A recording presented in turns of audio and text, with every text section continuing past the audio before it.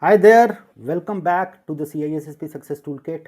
I think we are going very strong. People are liking these kind of questions, and this is really very helpful to get you prepared for the CISSP exam. Today, we are going with Twister of the Day 122. So, let's go ahead and talk about this particular question. Uh, I would say take a pause, 1 minute pause, go ahead and find your answer, and then I will explain you the answer. Okay, so I hope that you have already found out your answer. Let me explain you, and you can validate your answer with my explanation as well. Strong Password Corp has a password policy requirement of a minimum of 15 characters and the use of alphabetic characters and symbols. Which technique will be the best to break these passwords considering the work effort? Guys, few concepts here, right? Obviously, as we always do for each and every question. So passwords uh, are not stored the same way as you create them. Password go through a key stretching mechanism in your operating system, and then your password is getting converted to some hash values, and then those are stored.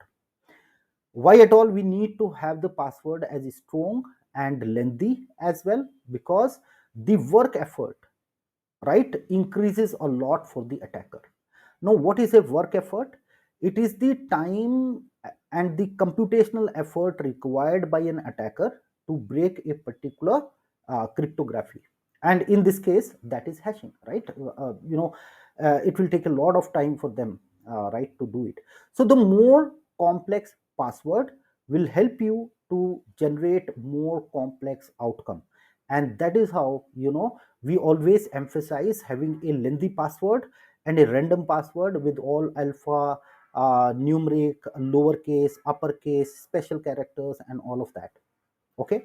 Now, as you know, in cybersecurity, cracking a hash is a big thing, right? No attacker will go and try to break a hash, because, as you know, hashing by default cannot be reverse engineered, right? In most of the cases, like one or two cases, forget about that. Otherwise, it should not be a typical hash should not be somebody should not be able to reverse engineer it, because, as you know, the hashing has a quality wherein you give it one particular paragraph, it will generate a fixed length hash. If you give the entire book also, it is going to give you the same width hash. Even if you hash all the books in the world as well, it is going to give you the constant output. So irreversibility is the nature of hashing, which cannot be done. Then, if that cannot be done, then how password are getting stolen, right? So instead of breaking the hashes, right, instead of going and doing the all those kind of stuff on the hash, there are easy method as well which attacker applies. One of them is called as dictionary attack, wherein the attacker is trying to compare this particular hash with a list of given hash values, and they use some kind of software for that. So there is also something called as rainbow table. There are some tables which actually will collate all common use passwords and dictionary based passwords and their related hashing also with that. So that is what happens in the dictionary attack. The moment it matches a particular hash, then your work is done, right? Now this can be based on two things, because in hashing there is also a concept which is called as paradox, birthday paradox, which means that if you try to compare one hash with one hash, the number of probabilities you need to go through is very big. However, if you want to compare one hash with a multiple set of already available hashes, it is very likely that somewhere it will match some hash. It doesn't matter what is the underlying password. Sometimes there is a concept called as hashing collusion as well, wherein different characters or different words can generate the same hash as well. It's rare but not impossible. So that kind of thing which attacker want to find out, once they get that particular hash, then I think the password is broken, right? Then the next one is called as brute force attack.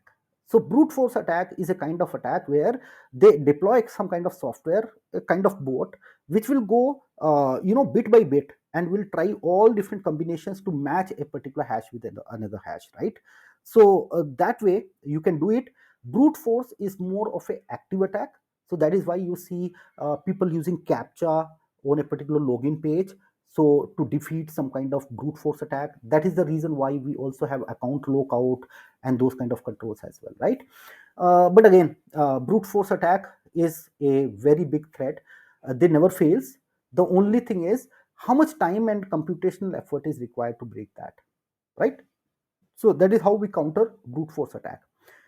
The simplest form of capturing a password is just by calling somebody and saying that I am your manager or maybe somebody else. I need the password. I'm in a damn bad situation. I want the password from you. That's kind of a social engineering attack, right? I think out of all those options which are given on the slide, they are asking for the best.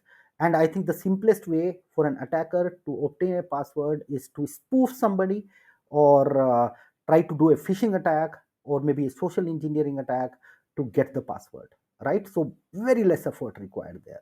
So the bottom line of this particular question is, do you understand what are those different methods to crack your passwords, and which one are resource intensive, and which one cost you very less, right? They are very less resource intensive. So human, as you know, are the weakest chain, and that is where social engineering attacks, they're always deployed by the attackers to crack your password or find your passwords.